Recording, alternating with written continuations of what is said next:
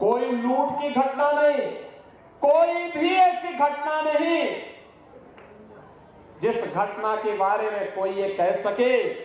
विरोधी को भी ढूंढे ढूंढे दूरबीन लगा करके भी और माइक्रोस्कोप लगा करके भी वे इस प्रकार की घटनाओं को उजागर नहीं कर पा रहे। मौनी अमावस्या के दिन 8 करोड़ श्रद्धालु यहां पर था। इतना बड़ा समागम प्रयागराज आने की तत्पर दिखाई दे रहा था, लेकिन विरोधी और विपक्षी लगातार दुष्प्रचार कर रहे हैं। किसी अन्य जगह की घटना को प्रयागराज से जोड़ करके बदनाम करने की साजिशें हो रही थी। मुझे लगता है कि जनता जनार्दन ने एक सिरे से उन्हें खारिज करके प्रयागराज महाकुंभ में आकर के साबित किया कि नहीं, तुम्हारे दुष्प्रचार में अब नहीं आएंगे। सनातन का ध्वजा अब कभी झुकने वाली नहीं है। और 2024 के जरा वोट के आंकड़े भी हम आपको बता देते हैं, क्योंकि उससे आपको बेहतर समझ में आएगा क्यों हम कह रहे हैं कि ये जो सनातनी आंकड़े हैं ये विपक्षियों को डरा रहे हैं। बीजेपी को कितने वोट पड़े थे 2024 के चुनावों में, जरा आपको बताते हैं। 23.60 करोड़ यहाँ ये वोट का आंकड़ा था। 23 करोड़ 60 लाख करीब वोट पड़े। वहीं कांग्रेस की बात करें तो 13 करोड़ 68 लाख वोट पड़े और समाजवादी पार्टी को 2 करोड़ 95 लाख वोट पड़े। अब आप ऐसे में जरा दो लड़कों की जोड़ी को जोड़ भी अगर आप लेते हैं तो भी आप समझिए कि 16 करोड़ ही होते हैं। फिर भी बीजेपी भारी है। लेकिन अब ये जो आंकड़ा छुआ है सनातनी हिंदुओं का आंकड़ा, जिन्होंने स्नान ध्यान किया है, जिनके हिंदू हृदय तक ये बात पहुंच चुकी है कि सनातनी को किसको इंपॉर्टेंस कौन देता है और उसको लेकर प्रणबद्ध कौन है, करबद्ध कौन है, ये जरूर समझ में आ गया है लोगों को। और ऐसे में जनता क्या सोच रही है, लोगों का क्या मानना है इन आंकड़ों को लेकर, इस मैसेजिंग को लेकर, सुनिए जरा।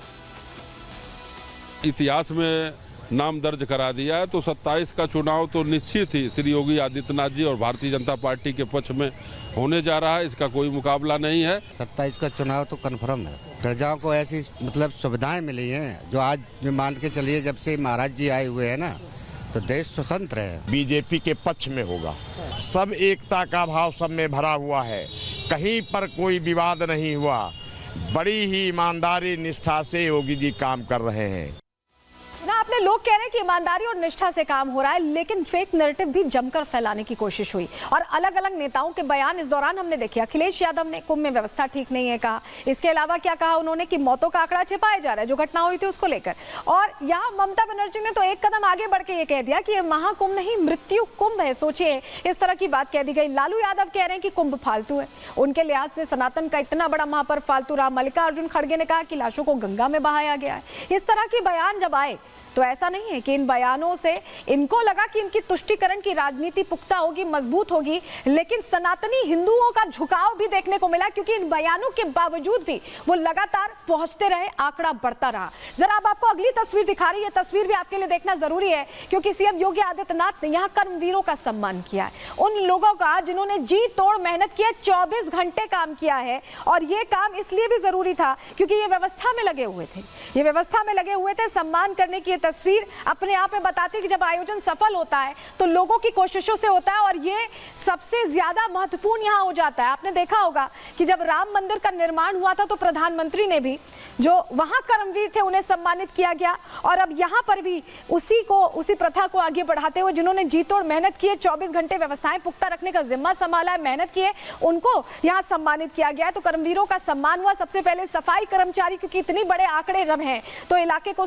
यहाँ स्वच्छ रखना सबसे बड़ी जिम्मेदारी थी। स्वास्थ्य कर्मी जिन्होंने लगातार मेडिकल एड दिया है उन लोगों को जो पहुंच रहे थे। इसके अलावा नाविक जो लगातार ले जा रहे थे लोगों को, वो व्यवस्थाएं देख रहे थे। वहीं बस ड्राइवर्स को भी, क्योंकि इनका कोई समय नहीं था, ये समय सीमा से बंधे नहीं थे। 24 घंटे इन्होंने काम किया, लोगों के लिए काम किया, व्यवस्थाएं ठीक करने के लिए काम किया है।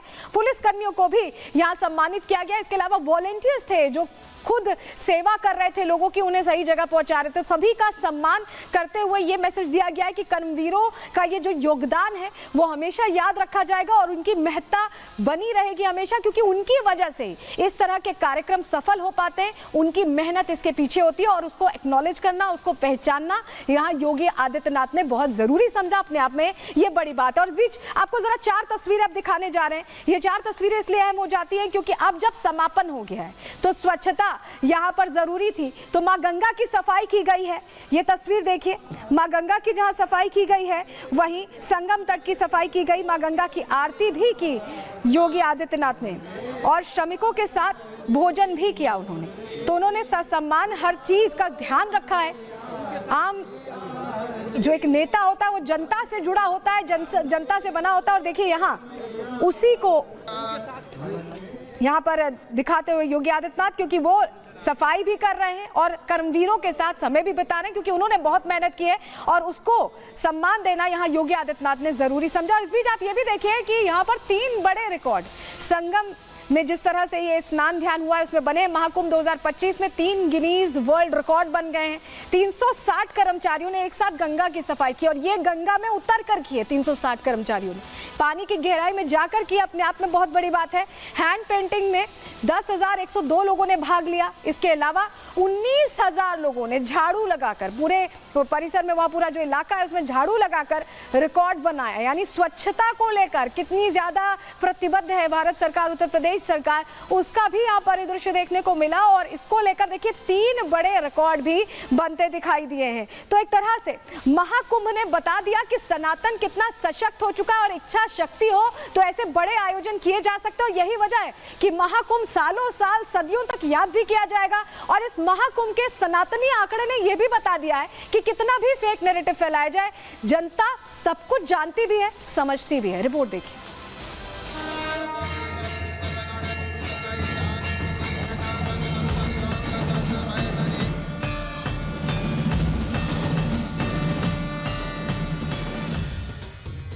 संगम के तट पर 144 साल बाद विशेष महाकुंभ का आयोजन हुआ। इस आयोजन से सनातन शिखर पर पहुंचा। पीएम मोदी और सीएम योगी की इच्छा शक्ति के दम पर 66 करोड़ हिंदू एक शहर में जुटे, आस्था की डुबकी लगाई और वो कीर्तिमान गढ़ दिया जो इंडी गठबंधन के लिए बड़ा सरदर्द बन गया। किसी भी सनातनी आयोजन में 66 करोड़ हिंदुओं का इकट्ठा होना ये बता रहा है कि पीएम मोदी और सीएम योगी ने इस बार बिना कोई नारा दिए हिंदुओं को एकजुट कर दिया। हिंदुत्व को लेकर बीजेपी की ऐसी प्लानिंग विपक्ष को डरा रही है। धर्म और जाति की राजनीति करने वाली इंडी गठबंधन पूरे 45 दिन कुंभ को लेकर दुष्प्रचार करती रही, हिंदुओं को धर्मपथ से हटाने के लिए फेक नैरेटिव फैलाती रही। लेकिन विपक्ष की सारी कोशिशें ढाक के 3 पात साबित हुई हैं। महाकुंभ में पहुंचा हर हिंदू इस आयोजन से अभिभूत था। कुंभ की सफलता का अंदाजा इस बात से लगाया जा सकता है कि महाकुंभ के बाद पीएम मोदी और सीएम योगी की गारंटी पर देशवासियों को पूरा भरोसा हो चला है। यही वजह है कि हिंदू खुलकर कह रहा है कि जो हिंदुओं की सुनेगा, हिंदू से चुनेगा। बढ़िया रहा, 4 बार आ गया मैं। 4 बार आ चुके हैं। हाँ, क्या कहेंगे व्यवस्थाओं को? बढ़िया, टन मजा आ गया।